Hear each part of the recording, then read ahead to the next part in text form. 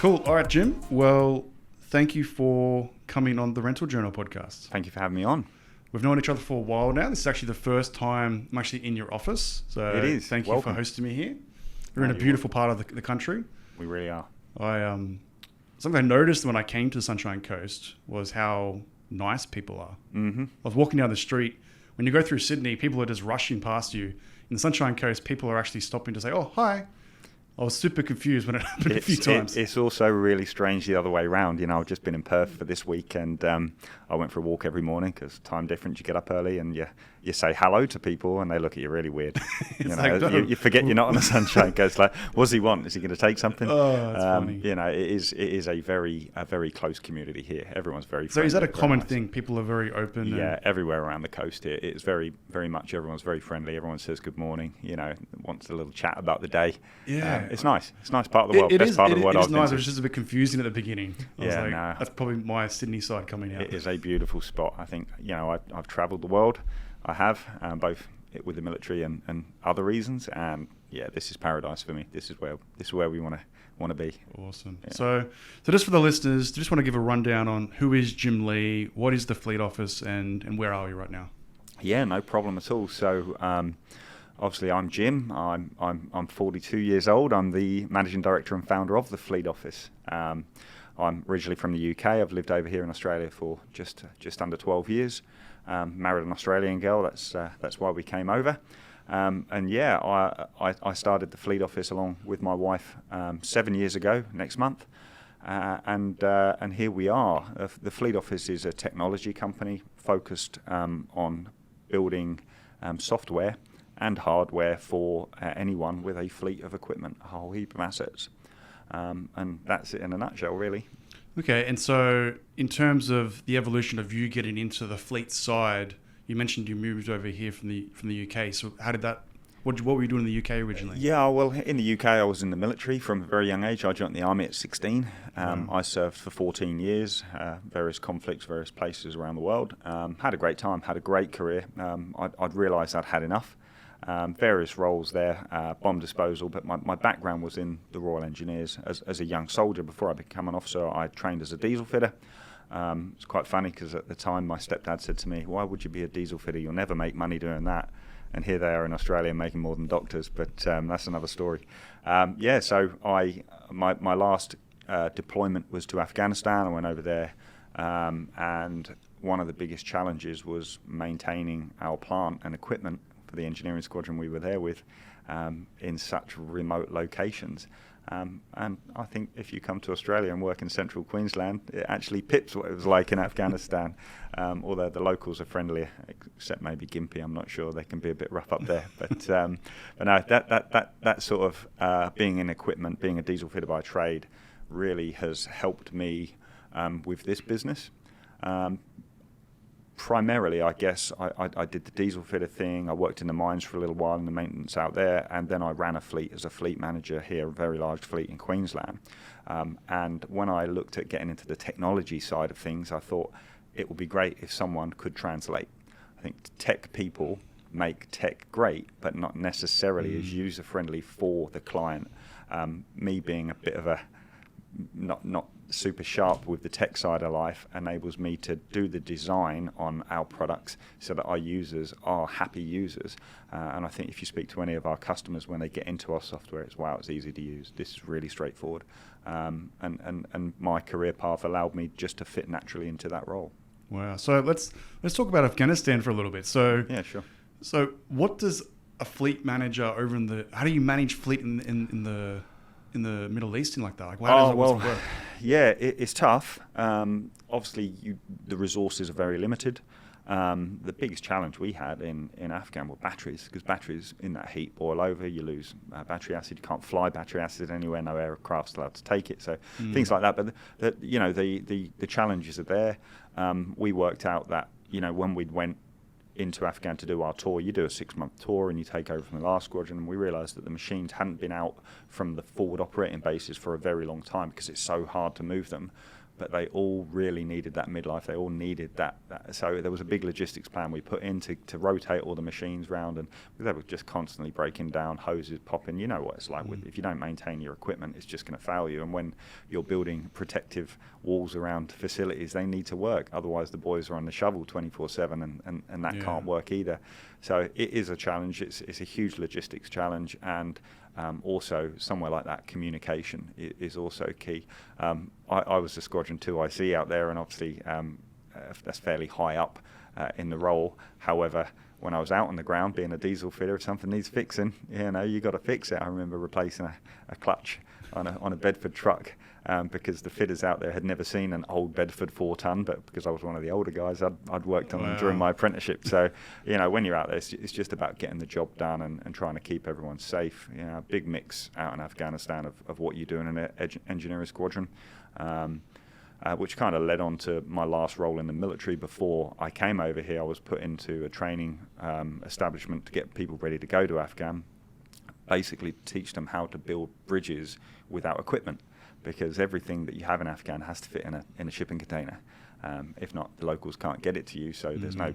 if it isn't in a container, it gets stolen or it gets robbed, and you're stuck. So designing bridges that could be built with something, you've got a span of 40 metres, but you've only got girders that are 8 metres long, and so on and so on. And that was a bit fun. Kind of got me. That's probably the most technical job I've done.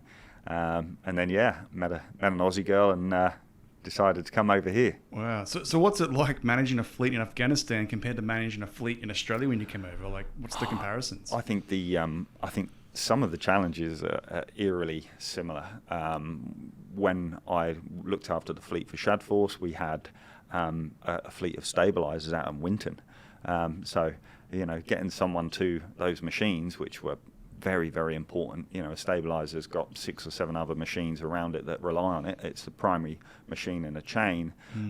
If that goes down, you've got to get to it quick. You have to think outside the box. Using little private planes to fly fitters out to it actually saves you a whole heap of money. And I think that sort of set me pretty well. Obviously, the main difference is no one's trying to blow you up over here. You don't have to spend 2 days removing the armour of the machine before you can get to the engine bay, which is good. But I've worked on a lot of equipment as a fitter, armoured machines, tanks, all that sort of stuff, all the way up to the latest equipment. The challenges are eerily similar, particularly where, we work here. Everyone kind of ends up with machines that are quite remote. We only have a handful of customers that would only work in cities. And knowing the state of the machine, understanding what's going on with it, how it's being used, allows you to plan so much better and make the right decisions and get ahead. And, that's probably what spurred me on to use some telemetry. The first GPS tracking we used was actually in Iraq in 2003, the first time I saw it, and the Americans had it in everything. They put this big box in the back of our vehicles. There was bomb disposal there, obviously, so you're moving along at the front, and they don't want to blow you up, so they put this big box in the back, and all of a sudden you come up on a screen. I was like, wow, this is cool. And for them, that's just every vehicle. I was in the British Army, so not so much. their budget's a little bit smaller, but that was the first time I saw it. I thought it was pretty bloody cool. Wow. Well, when I walked into your office, it was quite funny. We saw a machine across the road, and I jokingly said, "Is one of your trackers in there?" And then you were like, "Yeah." So that's quite amazing. You've got quite a large reach now in the Queensland community. Yeah, Australia-wide, I think we're pretty strong. As I said, I've been to Perth this week just because that's an area, because of the border restrictions, that we've fallen behind in. I think we're deploying hardware around about the 17,000 level now. So 17,000 assets out there with our units in. Queensland, very strong. I love driving, with friends. They probably don't enjoy it so much, but I go to Brizzy, drive down the Bruce Highway, and all the machinery that you look at left or right of the road that's, doing the construction work pretty much has got our telemetry in. Because it's the best for the industry, without doubt. There's no one can really compete. Because it is built specifically for the construction industry. And then there's 2 components to that, because anyone can get a piece of hardware and chuck it in the back of a machine, but the software component is a big part of that integration. Do you want to explain the differences between just chucking in some GPS units and actually having software side? Absolutely. Well, the GPS units, they became important to us. So the fleet office was called the fleet office because we were a fleet management company. That's what we wanted to do. And when I first started the business, I went to market, I checked every potential tracking unit, and I just couldn't find anything that fit the bill that I wanted it to do. And I got frustrated, so I thought, I'm just going to make my own. It'll be easy. It wasn't easy. It was actually pretty tricky, but we did it, and we built it specifically for the Australian construction industry. We did some pretty smart stuff that even 7 years later, people still haven't clicked onto, and how important it is with, with mind to keeping your hour meters exactly the same as the machine. We use some technology there that does that every single time. And if you speak to people who use other tracking units, they say, oh yeah, the hour meter drifts out every now and then, and that's unacceptable to me. Everything about that machine works off of the hour meter. It needs to be bang on. So we did some stuff there. I got some help on that to work that out. A very good friend of mine called Steve, who a very smart guy, helped me design our boards there. But yeah, the hardware is all about getting objective data in, whether it be just basic hours and location, like many of our customers are happy with that, all the way up to we do full remote control of assets through that hardware. We rev engines up, down, turn on, off, generators, lighting towers, frost fans, dredge pumps, all that sort of stuff. But it's all about bringing that data in. Once that data's come in and it's objective, you can start to do things with it. For us, the challenge over time has been defining what is actually the core of what we want to do for our customers. So yes, we have the GPS tracking. We also taking tracking data from other systems. We're not fussy about that. If you've spent money on a box made of plastic and you don't want to do it again, if we can access that data, we'll bring that in alongside. We do it for all the big OEMs, do it for Komatsu, for Volvo, for Caterpillar. We take their data in too. They've all got pretty good systems. Once it's in there, we get to really analyze that data and let you do what you want to do. If you're a hire business, that data feeds into our hire ERP, starts to populate your contracts. It starts to capture your stand downs that someone's called up but the machine's been used. It starts to add extra hours that are above your maximums for a monthly billing period, et cetera, and all of those things that most people do okay, but most people know at some point they've missed revenue. You don't anymore because a system doesn't miss it ever. It sees it coming every single time. Obviously, those things go on to formulate your maintenance plan. We know that every asset out there, the 18,000, we know when the next service is. We bring in the OEM service schedules and we know what date, because we get a usage profile, what date that next service is going to be. It'll give you a nudge, tell you what spares you're going to need in that time. That's become increasingly important because the amount of spares becoming available, obviously there's been massive shortages. The further out you know, the better. People don't mind having an extra service kit on the shelf now because they know they might not get one when the time comes. We also just having a look at your fuel burn and your efficiency. That's becoming more important every single day. Drive past the fuel station and you get a reminder of that every single day, how important that's becoming. Over time, with the fuel burn and efficiency component, I look at it and I see the hours on the machine that are wasted as the life of the machine, because you're going to replace that excavator at 8,000 hours. If you do 2,000 of those hours of idle, wow, what a wasted opportunity. That's just dead hours. Turn the machine off. And most people just see the fuel burn. I see the fact that you don't have as many fitters because your service intervals are further apart. People see the fuel burn and they just see that dollar. It's the low-hanging fruit and it's the easiest one to go to people and say, look, we're going to save you this.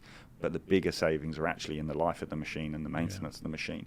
But now the fuel burn's catching up with me. So they're right. Yeah, that's it. So look, I heard a rumor that you actually started the fleet office by selling your wife's RAV4. Is this true? Can you talk me through that process? It is true. Where do you hear that? No, that is true. Yeah, we knew we needed a little bit of money, and Angela was a teacher, and we just had our first son, so she wasn't working, and we come to an agreement that it would be okay to sell that car because it was a fairly nice new car, and we used that money to buy our first 100 tracking devices. Wow. Because you had to buy 100 at a time, and they're not cheap. So we used that money to buy that and took a deep breath. And worked hard, and we work really, really hard. It's I see a lot of people that, particularly now that we've got to where we are, we're very successful. We've got a really, really good customer base, and it's a subscription model. So, we're in a pretty secure place now. But in the early days, we worked hard, really hard. So when you think back to the time that you sold your RAV4 to start the company or to buy the assets for the company, and then you look at it now and you've got thousands of machines, the fact that you can drive down the highway and know that the fleet office is serving that company, like how does that make you feel, like knowing that transition? I think not every day, obviously, because most days we preoccupy ourselves with what needs to be done next or what's yet to do. But I'd say I've taught myself to periodically kind of check in on that and actually sometimes just sit and think about that. And I even being here today and hopefully some people will want to hear this story, because it is quite an interesting one. But just the thought of sitting here and being able to have the privilege to talk about our journey, it is a really good feeling. There's a lot of satisfaction in what we've done.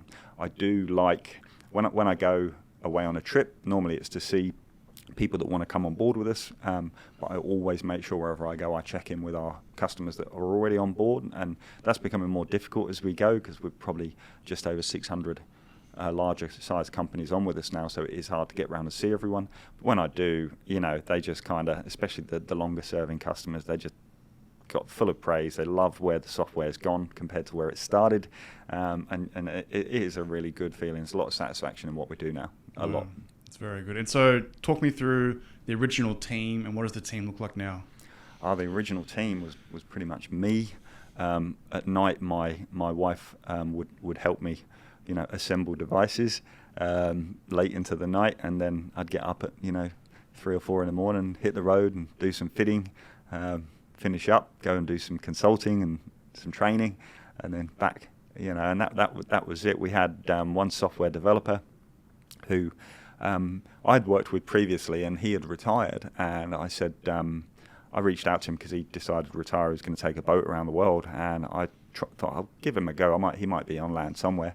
I phoned him. I said, look, hey Patrick, I'd really like some advice on who I should use for this idea I've got. And he said, well, got to be honest, I didn't really like sailing much, so I sold that boat, and I'm available and free, and let's get into it. So the first couple of years was actually me and one dev, really kind of close working and getting a solution that we knew the industry needed, and that was actually quite a powerful thing. I think if I would have come with a lot of funding and built a project and started a team, we wouldn't have got the real raw product that we've got, which hits the mark. I think it would still have been something that the industry used, but not to the extent where everyone just gets it. And then we started to expand and put more people on. We're currently sitting at 22 people, mainly developers, because we've got so many products now. We need a product lead in each one, and then usually a junior alongside to help them out in the day-to-day coding. We are, I'd say, only recently complete as a product. We've finished our last sort of major product. There's a couple there that haven't been released yet, and we're a big inventory system, an ordering system that we're excited to launch. And that means we're really in a period of maintenance and improvement. As you probably know, we launch or we release updates pretty much every Thursday. Probably drives our clients crazy with the amount of emails they get, like, you asked for this particular thing to be done this way, it's now available for you to do it that way. And our improvements cannot come from this building. Our improvements must come from our customers. We've got an internal thing called a feature meter, and whoever's asking, if we have 3 people asking for the same thing, that goes to the top of the list, and sorry guys, whatever you were working on isn't being done. It's this thing that the customers all want.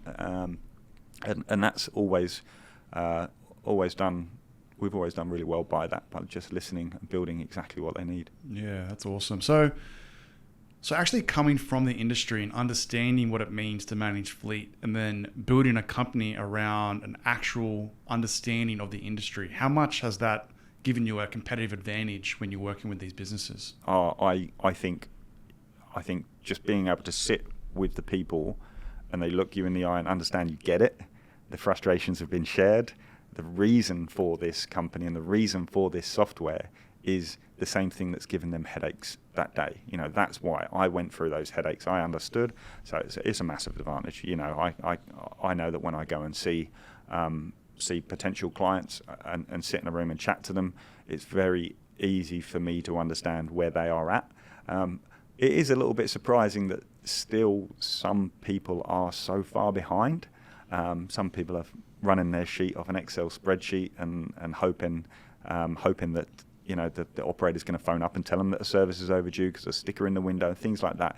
But there's no crime in that. There are a lot of businesses that are doing really well, and they just haven't had that time to invest in their fleet. The assets that they've got in their fleet are probably the most expensive things they'll own in their life. So it's good that a lot of people understand that and are happy to invest a bit of time more than anything. I think most of our customers, when you go and see them, it isn't about the money. We're not a high cost item. It's that time that they know they need to throw at it to get it going. And the ones that do commit a resource to it are the ones that do best, in our view. Yeah, so talk me through the onboarding process, because a couple of things here. With the older machines, a lot of them weren't fitted out with telematics.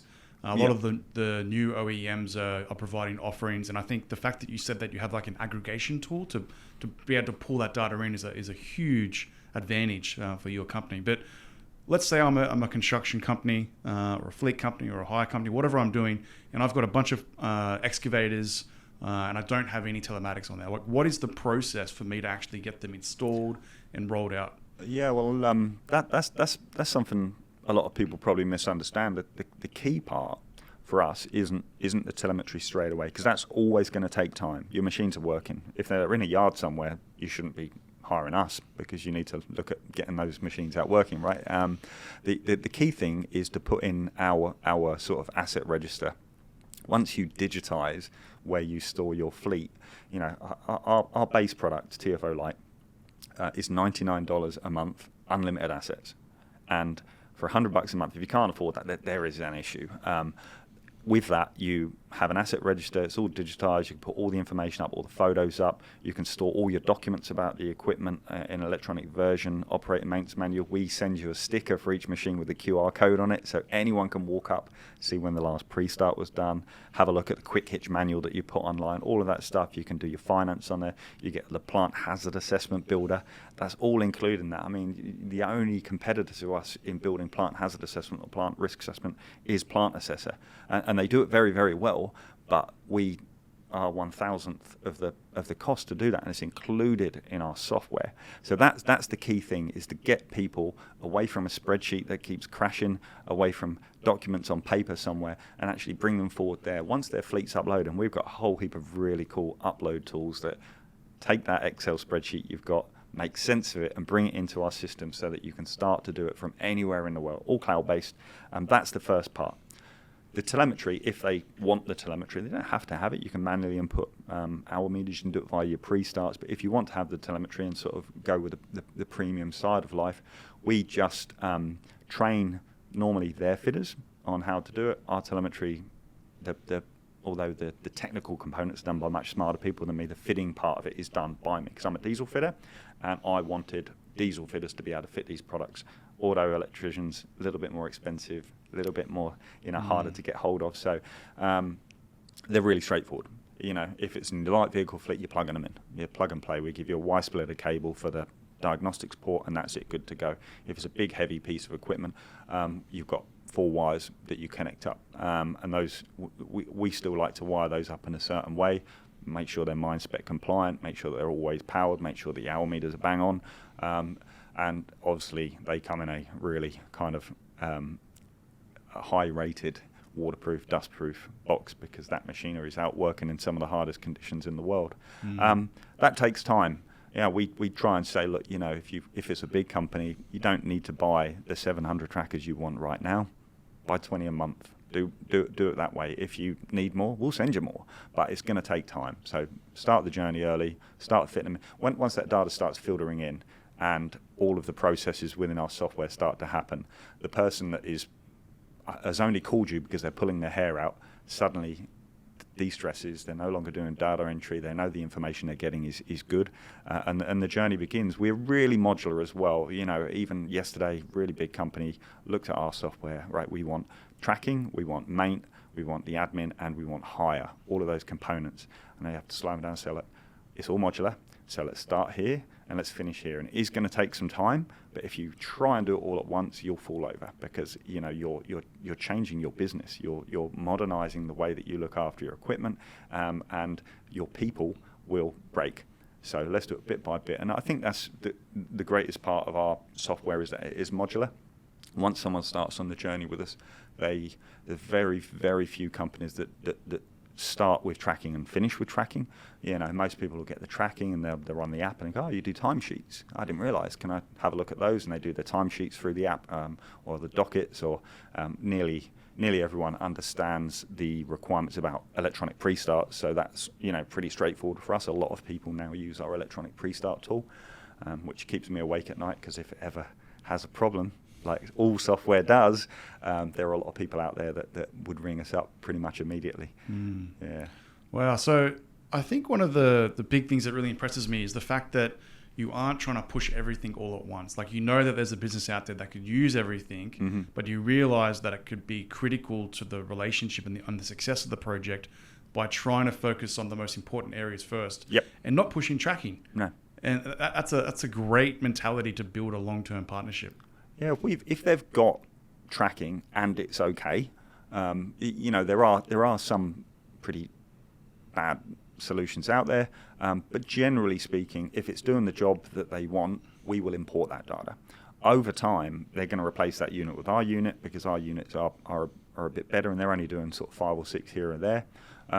So we know that relationship is all that really matters. We've lost, I think, over the 7 years, we've probably lost about 5 companies that have gone, and I think all but one would have been, unfortunately, because they're no longer in business. Wow. We just don't have any sort of churn in our business, because that's what it's all about, is about that relationship. And I really enjoy that. I really love being able to go and see people. Like, I thought I was going to have a fairly relaxed week in Perth.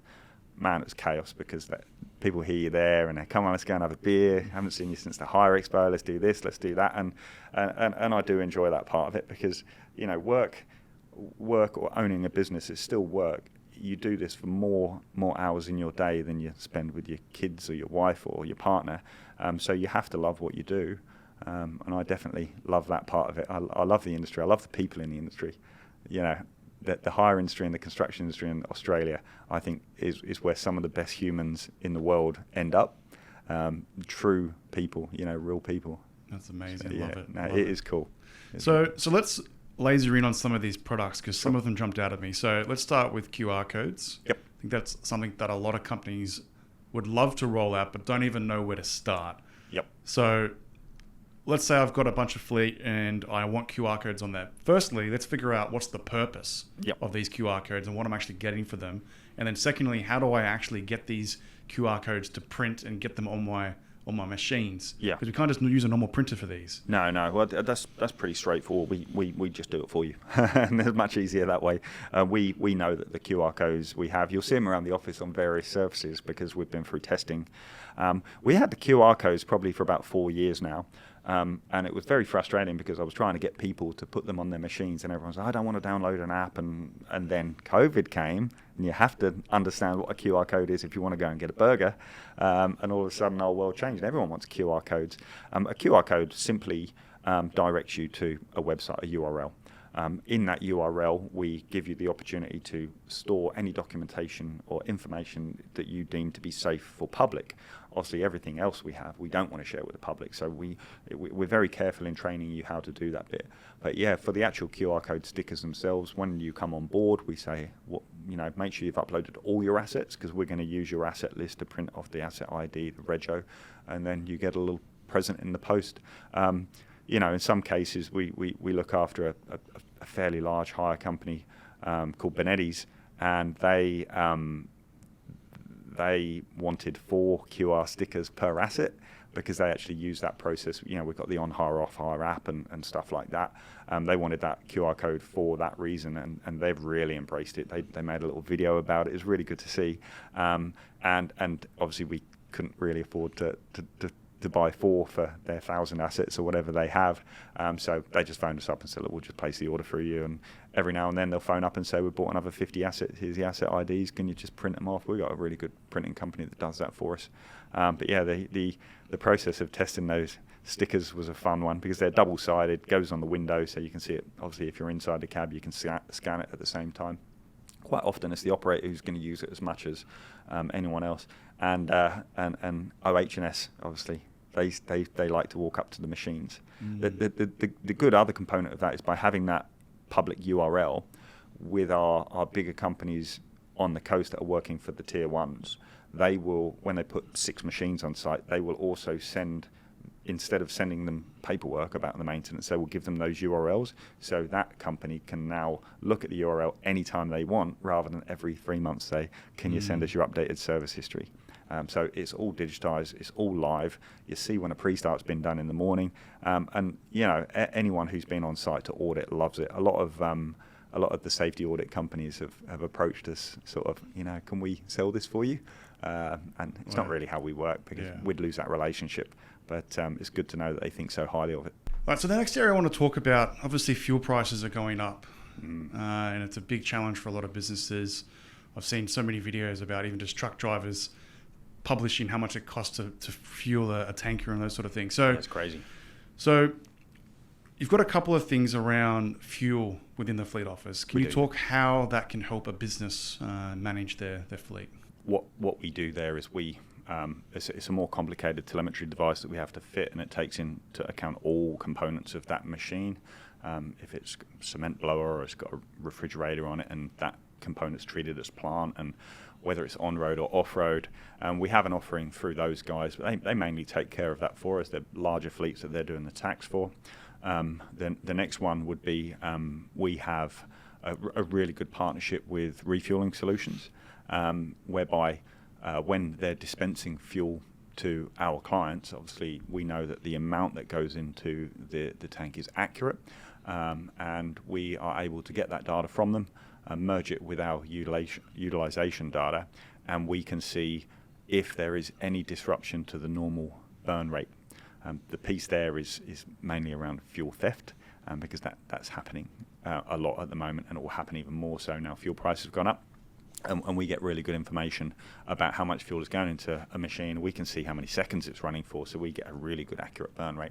Another component of that is that we are able to amalgamate all of that data and identify how much of a carbon footprint a particular site has had, and our more switched on customers have embraced that, and they take that data forward, and when they're tendering for a project, they will offset that carbon and become a carbon neutral work site, which if it's a federal job, the government will actually pay for. So there's no loss of income for them. They'll say that it's a green site. There's a lot riding on this in this country about being carbon neutral, and the promises that people have made. So if you're going to work for Coles, for instance, they promise to be carbon zero by 2025, which is a big shout. So it's becoming more and more important. The last one, which is a product we're about to launch, and there'll be a lot of fanfare about this, is that we know the fuel burn rates for just about every make and model out there. We know how well they're working within your fleet. We've got the utilization and the efficiency data. We take all of that information and we put it against what it's costing you to buy a litre of fuel at the moment, and we can tell how well you guys are operating against your competitors.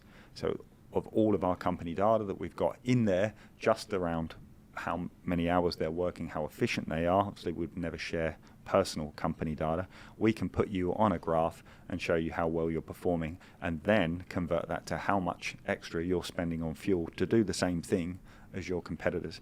And that's really cool. That's a really cool thing. I know that the owners of the businesses that we look after will be very interested in seeing that, because it's a platform where you can drill down and see exactly where the money's going. Oh, it happens to be that dozer on that site that gets sat idling for 6 hours a day.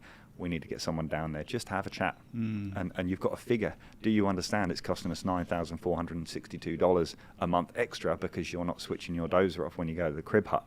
And these things still happen. They do. Our most switched on companies are already ahead of that. If something's idling for 30 minutes, they get a phone call. turn your machine off, and that's a really good thing to see. It doesn't have to be about hammering the guys. Sometimes it's just about educating the guys, showing them, hey, this is how much money you're wasting by doing that, and the people around you aren't wasting that money, so could you not do it? Sometimes it's about educating the management. Why are all the machines idling? That's because you haven't put aircon in the crib hut. No one wants to be in there. It's summer. Sometimes it's just, when we, I think we looked at the Downer Mining dozer fleet. They built a very good case study very quickly to have battery-powered air conditioners in their dozers, because they were, I think, $2,000 to buy and install, whereas they were wasting more than that in fuel per month. Right. So it is about that information, getting that objective data in, and saying, look, it's a numbers game. The numbers don't lie. It makes sense to do this. Let's spend the money and save in the long term. And now that the price of fuel has gone up, there's no argument. There really isn't. You've got to save every litre you can, because the job that they're doing on today's fuel prices was tendered on fuel prices from a year ago, which just means that every litre of fuel they're burning is now cutting into their margin on that job that they planned for. Wow, that's so accurate. So one of the things I think a lot of companies struggle with is they roll out these solutions and they've got this data-rich system, but they don't know how to use the data. Yep. It sounds like with the Fleet Office, you're actually helping your end customers analyze their data and help make decisions. It's the only way. That's probably something that a lot of people struggle with. So is that something that you did from day one? Not as well as we should have. I think because I very much had the fleet manager mindset, and I was used to having a look at the data and throwing a pivot table in on an Excel spreadsheet and coming up with the answers I needed, going to the directors and saying, hey, here we are, this is the situation. What we have done is we've broken it down into the areas, and when you open up a particular product now, you are shown what we believe to be the most important components of the data. For instance, if you open up our hire platform, Fleet Hire, it immediately tells you how much that you're going to make, how much revenue you're going to make that month and the month after based on your current contracts. Some people open that and go, shit, I thought I was doing really well, because they've had a busy couple of months, but they're not looking ahead enough to know. Also on the right-hand side, it's showing you your assets that are currently idle by their revenue per hour, or what you'd normally charge per hour. So if you've got that machine that you forget about, that grader is at the top of the list, so it stands out to you, and it gets those people using that product to think in the right space. If you open up Fleet Maint, the first thing it shows you is how many work orders you've got open in total. You hit the dashboard on that, and immediately you can see how many of the pre-starts your guys are doing are resulting in a defect. I say when I train or when I demo, if it's more than 5% of your pre-starts are resulting in a defect, you need to look at your whole asset strategy. You've either got assets that are too old, or you're not maintaining them properly, because most pre-starts should just be a daily check. It should be less than 5% of them that result in a defect. And it's interesting to see that journey and the different people and the way they embrace that. Some people are like, oh my God, there's so many work orders. I'm like, all of those work orders that are coming out now because you've digitized the process, the problem was always there. They just had no way of telling you. And that little issue, that the grease nipple's been knocked off that ram, that little issue will soon become a very big issue. So everyone being able to report and take a quick photo on their phone is actually immensely important. The good thing is that I can give it to the fleet manager via an email, via a notification, and that person can make a decision what to do about it. So yeah, I'd say our biggest failure, and this is quite funny, is around our driver behaviour. We spent a lot of time building a way of giving a star rating to employees and how they drive, obviously based up about how many alerts or how many infringements that they make over the amount of kilometres that they drive, so that it's all fair, all in the same metric. And it is very good and very accurate, but we don't have any companies that publicise it and use it, because the managers are usually at the very bottom of the list with the driver behaviour, so they're too embarrassed to say, hey, look, these people, need to improve their driving. Quite often they'll pick the top 5. I was actually in with a customer yesterday, and I said, what do the top 5 drivers in your organisation all have in common? And they were all ladies.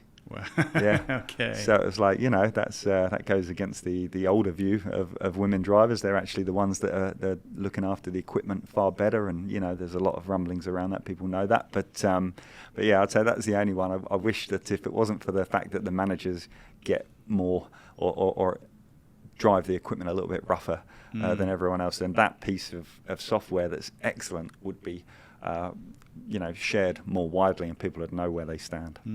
And then so on timesheets and pre-starts, a big area that a lot of companies struggle with is handwriting these timesheets or dockets.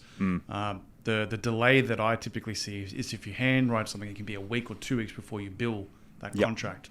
So that's part of the solution as well, to be able to actually get something digitized in the field and then bill accurately same day, next day. Correct. Yeah, and quite often have some proof there. Have 2 signature boxes, one for the client. If you're on a wet hire job, you send a machine out. The supervisor can sign off on that day. That gets attached to the contract within our hire platform. I think genuinely a lot of people fight about revenue or an invoice just because of a lack of communication or a mistake is made, and eventually you get to the point, but it's that frustration and that time that it takes you to get there. The idea behind what we do is make it really clear. For instance, if you've got you're wet hiring someone a roller and they phone up in the morning because it's a bit rainy and say, we're not going to use this, we'd like to stand it down. They're within their rights of the contract to get stood down. 10 o'clock that day, fines up a little bit, they decide to use it. No one ever phones up and goes, I am using that roller now. They just don't even think to do that. It's up to you to ensure that you get paid for it.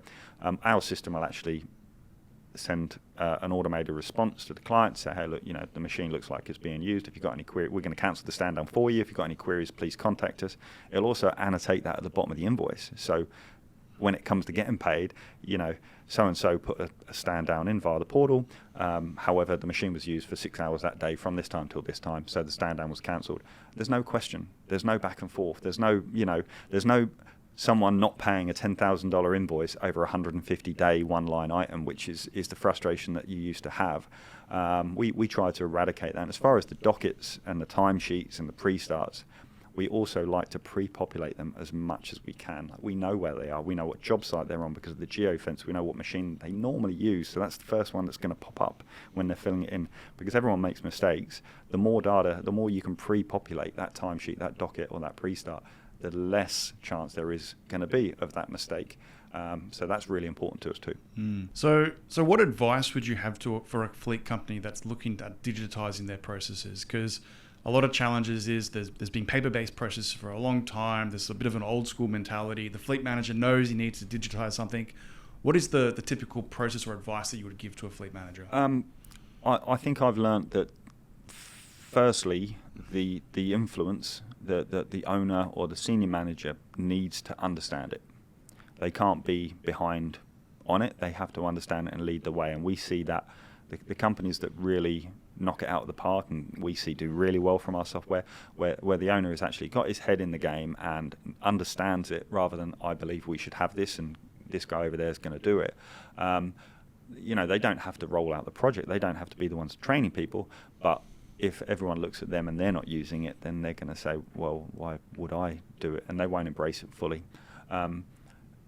Leading on from that would be about that resource. You don't have to put a full-time resource on with our software. You don't at all. But to have an internal champion that knows it all, a lot of people fly up here to the sunny coast and spend a couple of days becoming that champion. They're always happy to do it. Mooloolaba at the weekend isn't such a terrible place.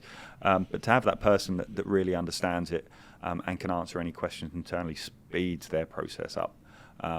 We have full-time, we've got a team of implementers here. Chena, Stacey and Andy, and all they do all day, every day is teach people how to use the software. And we've also got a really good sort of help center online. So anyone can learn to use this software. Anyone can get something out of it. But I'd say it really is about getting their buy-in normally through example. So is that just part of the agreement that you have with your customers? No, we just put those guys on over time. We realized, so we don't have a sales team. We did in the past, and we found that the sales team are focused on selling a product, and they don't manage the customer expectations as well as they should. So we realized that just wasn't the go with us. That's not who we want to be. Considering most of our customers come on board through recommendation, something like 90% will be, a referral. We need to hit the mark with them. We need to do exactly what we say we'll do. And if someone's selling a product, they don't always do that. Whereas if you phone up wanting to buy our software, you will get one of the implementers, because they have to back it up. Because in a week's time when you buy, they have to do exactly what they said it would do. And I love that. I love having that sort of that level there, that we know that they're not going to tell you it does something that it doesn't do. They're going to tell you exactly what it does and then prove it to you later on. Yeah, that's a great strategy. I think you would probably scare a lot of implementation staff, professional services staff, if you told them they were technically part of the sales team now. Yeah. That's the culture you've built up over time. The conversation we had about it, obviously they're rewarded for when those things happen, and they like that bit. And the conversation around that is, I don't want them to sell anything. All I want them to do is show the customer what we have, and then it's their decision. If we are selling, if we are persuading, we're on the wrong line. Like, we're a software company. If we have to persuade you to do something, then it's not going to work. We can't, it's a partnership. We call ourselves a fleet technology partner, because if you are not on the journey, it will fail. Absolutely, every time. You need to be invested fully. It's your money, it's your journey, it's your fleet. If you're not invested and we're saying, look, buy this, it'll all happen around you, it's not going to work. Yeah, and a 90% referral rate, that's a pretty amazing stat. Yeah, it is good. It gets a bit more complicated as you get bigger, because the referral sort of percentages don't change, but the number coming in the door does. And we for anyone out there listening who've unfortunately felt this from us, we have had to hold people off and say we'll come back to you, because we don't want to be that company that just churns through the customers. We've got a pretty good bulletproof procedure of onboarding and training and implementing, and that can't be rushed. There's you can only do so much. I also don't want to hire people that aren't fit for the job, and it's quite difficult getting decent people at the moment, because wages are on the up. We've had to increase all of our wages. We've had to compete in the market for people, and a lot of people are, why don't you go overseas? You could do this, you could do that. Even with the software developers, there'd be a quarter of the price of what we pay, but we wouldn't have what we have. And I'd say it's far more important to have this pure thing that works than a watered down version. This is my legacy, this is my company, this is my name. I don't want it to be that thing that just doesn't work anymore. I love it. So let's learn a little bit more about Jim. Okay. So what were some of the challenges that you faced in the early days with the fleet office, and how do they differ to the challenges that you face today? Oh, holy smokes. None of it worked. That was a problem. At least you're honest. Yeah, no, it was.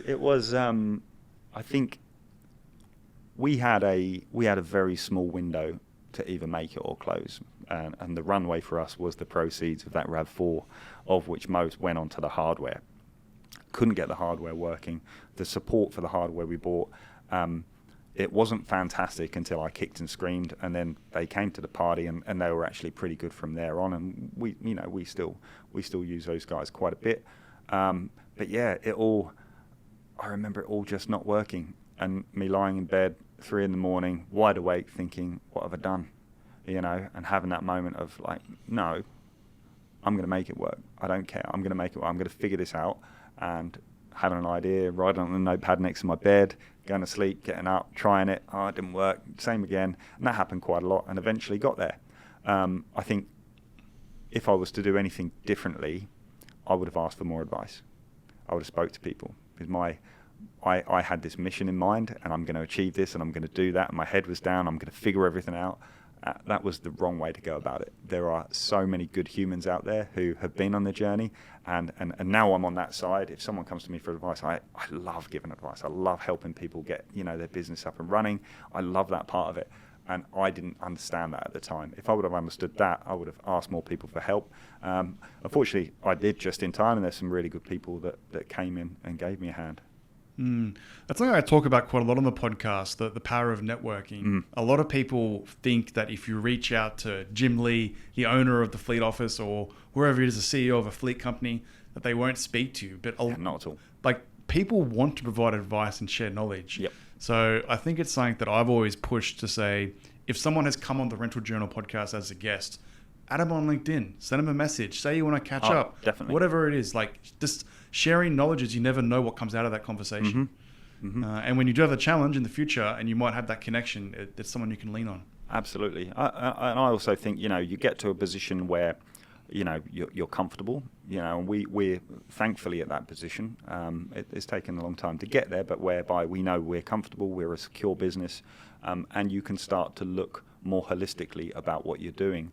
And when you get together with other people of the same mindset and you start to build things that are just good for the industry, that actually feels better. Sometimes they go hand in hand. You make a good dollar out of doing that right thing as well, and that's when it all comes together. But that at this point in the business and my life, I guess, it is more about looking at it more holistically and going, well, what can we do that's actually really good here? How can we develop the industry? How can we make it safer? As a big component of what we're doing now, to bring everyone, no matter if they hire out 3 trailers or they hire out 1,000 rollers, to give them a basic level of compliance that allows them to compete moving forward. That world is going to become more complex as we go. No one's ever going to go, let's make health and safety and compliance simpler. It's not how it works. It's about keeping people safer. So our baseline product is about that, giving them the plant hazard assessments, giving them the asset register, making sure that anyone can compete, can go and get that job, that they've got the right compliance materials in place to do it. And that's a big thing, because a lot of people charge a lot of money for that, and that's our very base product. And for us to be able to do that for the industry is a real privilege. It's amazing. All right, so you spoke about the challenges in the early days. What's the challenges today? I tried to avoid that one, did you? Yeah, let's talk about something else. No, I think the challenges today are I guess, with our customers that have been with us a while, we very quickly say yes and develop their ideas, because that's how we have become what we are. We've got all these good ideas from industry. The more customers, the more ideas, it's impossible to sustain that level of development. Also, sometimes it's really hard to have a conversation with someone and say, look, you've got a very unique business, and for me to develop this thing you want will cost me around 50 grand. Do you want to chip in for that? And they're, oh no, we already pay subscriptions. We pay $300 a month. It's not going to cover the cost to build that thing that you want. So sometimes it is quite hard to kind of explain why development of something like that takes so much time. And also, if there was a fix, if there was a small feature, it would be very quick for us to build and release, because there weren't that many customers out there. Now, with the amount of customers that are solely reliant on this, or really reliant, we have to go through a minimum of a 2-week testing process to release anything. So if someone goes, this would be great to have, you're like, well, we'll build it, but it's 2 weeks to go through a full test and make sure that everything works. And then you're reliant on, the Apple App Store to get it right and release it right. And sometimes they don't. And it doesn't matter if they've got it wrong, it's on us. We rely on a lot of third parties. Clearly, we don't have cars going around taking photos of every road in Queensland, every speed limit. We rely on third parties there that sometimes let us down. All of a sudden, we've got the wrong speed limit on the Bruce Highway and everyone's getting alerts. And things like that just happen. I'd say they're not the sort of things that keep me awake at 3 a.m. anymore like they used to, because it's, if we let our customers down, they don't pay that month. That's how it goes, and I believe that's important. So yeah, they're different problems, but yeah, still a worry. Yeah, so talk me through, in the previous days, staying awake at 3 a.m, just really overthinking everything, making sure that you're getting everything to work. How did you get through that period? I think the same reasons that I am that person that can't accept it not working or not getting where I want to get is why we're here. If I would have been, figure it out tomorrow, I think in many cases tomorrow would have turned into next week, and next week would have turned into never, and we wouldn't be here now. I think I've probably pushed a lot of good people along the way. I'll admit that. I'd like to think that everyone who works for me gets rewarded very well as part of our team, and our staff have been here a long time, and we are all very close. But I've probably pushed a lot of people alongside me. But yeah, I think the only way to get through it is just to take that huge bite and keep chewing. I don't think there's any other way. There is no easy way. Yeah, the only thing that ever bothers me that I've heard from friends or colleagues or clients is, the phrase, "It's okay for you." They look at me and, it's okay for you. You got this company, you got this car. It isn't, and it hasn't always been okay for me. There's been months where I've slept for a maximum of 2 hours a night and going hard, and there's been days where I wonder if I'm going to be able to pay my mortgage or if I'm going to be able to pay my employees, which is even worse. When COVID hit, I had to sit in a hotel room and make a plan of what happened at every stage. And the biggest tragedy for me was that I may have had to let someone go who didn't deserve it. And to me, that was unacceptable. I planned in for everything else, selling our houses, selling our cars, did everything before I would have to do that. But when COVID hit, I thought that's a reality. I may have to come to that point in time where I let an employee go who doesn't deserve to go. And having employees is an absolute privilege. You owe them every day until payday, and you're square. And then the next day, you owe them again up until the next payday. And that's how I see it. And I think, another thing for our guys here, everyone who works here gets a share of the profits. Everyone who works here then thinks as if they're a company owner, and everyone will only really ask for the stuff they actually need. And every time they answer the phone to a client or customer, they're answering the phone as if they're an owner in the business. And I think that helps too enormously, because our clients, as you would have read on our reviews and whatnot, the reviews we get, we paste them straight up on social media, spelling errors and all, because they're authentic reviews, and everyone says, just everyone's so helpful. And I saw that model back in the UK, whereby Waitrose, a big supermarket, they do the same thing, and the customer service was exceptional if you went to that shop. And you think, is it because it's a little bit more expensive? No, it's because everyone there benefits from being that little bit better. Yeah. So it's a good way of running the business. It's also leads to an insanely kind of outrageous Christmas party, because that's when we always have fun at Christmas. I love it. So you spoke about some people that were influential in the early days, but who do you think was a mentor for you throughout your career? Throughout the fleet office, I'd say, I really admire, the gentlemen of the industry, those people that don't seem fazed by what people say, and they're just kind. And there's probably two people that really stand out. For the longer term, person that I've relied on a lot, who's just kind of really had my back since day one, would be Ian Coleman from Complant. Great guy, phenomenal human, just a real genuine guy. The best thing about him and me being ex-military is no matter how bad it got, he would rip the piss out of me non-stop, make me feel like an asshole, which I actually love about it. Never too serious, really good guy. I would guess another one from that gentleman of the industry would be Tony Harton from Refuelling Solutions, another guy who is just an absolute gentleman, happy to give you advice, happy to talk to anyone.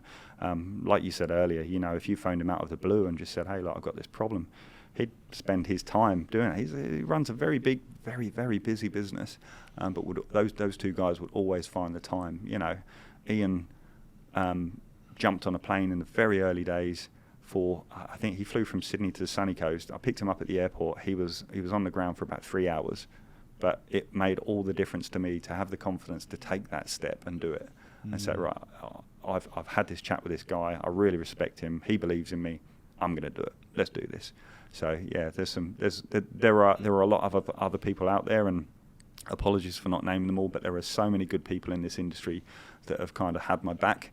Another great guy on the coast here, Cameron Hall, very big business, very, very busy, always got time to have a chat with you. A really, really good human. So I think that's the reason I'm still here and doing this, and as well I'll always be doing it, because those people that you're either catching up with in an event for a beer, or you phone them up and asking the strangest question, they'll give it their best go, because they're the best bloody humans in the world. Yeah, I love it. Complement's an amazing organisation, second generation, high quality. Like, I think they got nominated for High Company of the Year this year. Right. How's that, Complant? Yeah, I saw that on the list. So, yeah. Ian, you have to come on the podcast soon, mate. Yeah. You're on the target list. Get him on. Do it without the video cameras, though, because it's an ugly bugger. They're like that. Oh, that's awesome. Yeah, so So if you could give some advice to young Jim, what would you say? My advice would probably be to, I think have a bit more faith. I think by having that little bit more faith would have taken the anxiety out of the journey a bit, and I would have enjoyed the earlier parts of the journey. I learned that lesson probably a little bit later than I should have. Now I will take the time to stop by the beach or get a coffee and do the important things. There's a couple of things that I do now, especially around the kids who obviously missed out on having me around for a bit there while we were going the clappers. And I don't have my phone around them, only my Apple Watch. So if someone calls and I really need to speak to them, I can go and get my phone. But things like that, the little small things that you don't realise until you really have to realise how important they are. So I would probably just say, just don't take it all as seriously. It's going to be okay. Those events that happen where you think the world's ending, it's just in your head most of the time. People out there understand. They'll get it. You can have the chat and say, look, I'm really sorry that this happened. Oh, that's okay. Don't worry about it. It's not going to happen again, is it? Well, no, it's not. Now I've learnt my lesson. Great. Get on with life. So, yeah, that would probably be the main thing. Yeah, as you would have got bigger, I'm assuming the challenges and hardships were harder, and then the challenges prior would have seemed just like minuscule. Exactly right. It's like, why do we even care about that? Why were we worried? Why did we stay up thinking about that? No, absolutely right. Yeah. Oh, that's so good. Yeah. All right, the one you're a bit nervous about. So how do you define success? I think success is when you find yourself in a position where you're doing your work, but you don't have to. If you are in that position where you're still doing that thing and you don't have to anymore for any reason whatsoever, you've found success. You're in the right place. If that work is no longer work, you are in that industry or that job or that role. For me, from a work point of view, that is success. Is when you do it and you don't have to do it anymore. Yeah. And is that something that you found? Like, did you realize that in the early days, No. even when you were a fleet manager or with No. TFO? Like, when did that realization kick in? It's quite strange. I went for a coffee one morning with my son before school. I chucked him on my shoulders and walked across the bridge near my house. And as I was doing that, it dawned on me right there and then. I was humming a little tune to myself, quite happy, and I thought, I've made it to where I want to be doing this every day. I've made it to exactly where I want to be. And I remember the day, I remember the moment, and that was it. I thought, that's success for me now. From here on out, it's not that thing I get to. I think from that moment I grew as well. More confidence, more happiness. People are more pleased to be around you because you don't have any anxiety or worries about it. I think that would be the moment. That's amazing that you can pinpoint that exact situation. That's so cool, isn't it? I can even remember the song I was humming, but I'm not going to share that one with you. That's so good. All right, Jim. Well, thank you for coming on the Rental Journal podcast. Thank you very much for having me.